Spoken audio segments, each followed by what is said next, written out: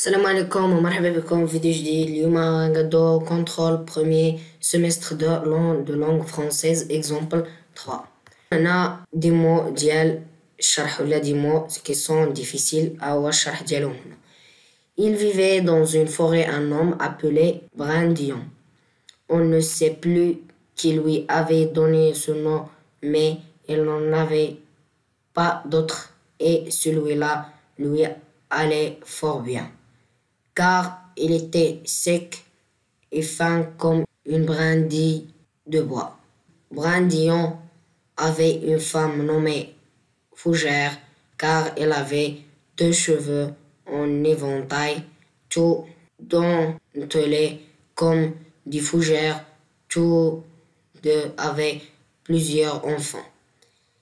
Ils ne savaient pas combien au juste, car ils se savaient compter que jusqu'à 3, mais une chose était sûre, ils n'en avaient trop pour arriver à tous les nourrir. À la fin du repas, il y avait toujours quelques bouches qui restaient ouvertes, faute d'avoir été remplies, et qui poussaient alors de cris pleins de vide et de faim. Un matin d'automne, Brandillon partit à la pêche. Il attrapa tout d'abord de belles carpes et se trémoussa de joie en les décrochant de la ligne. Alors, il sentit que le fil était entraîné vers le bas avec une force pas ordinaire. Il tira de toutes ses forces et fit sortir de l'eau au milieu des éclaboussures une boîte noire. Rendez-vous d'abord la compréhension, complétez le tableau suivant. Le personnage principal, source lieu temps. Le personnage principal voit Brandillon. Source c'est www.short-edition, c'est un site web. Lieu c'est la forêt. Le temps c'est un matin d'automne. 2. Ce texte est A. Narratif, ou la B. Descriptif, ou la C. Narratif et descriptif. C'est narratif. 3. Répondez par vrai ou faux en justifiant. On a des phrases vraies ou faux et la justification. Brandillon et sa femme n'ont pas d'enfant, c'est faux. Tous deux avaient plusieurs enfants.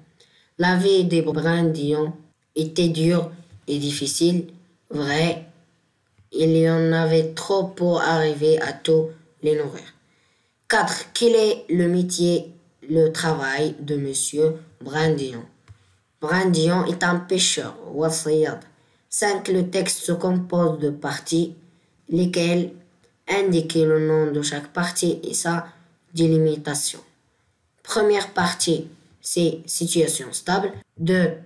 Il vivait à de vide et de faim. Deuxième partie, il y a événement inattendu. 2. Un matin d'automne à une boîte noire ou là à la fin du texte.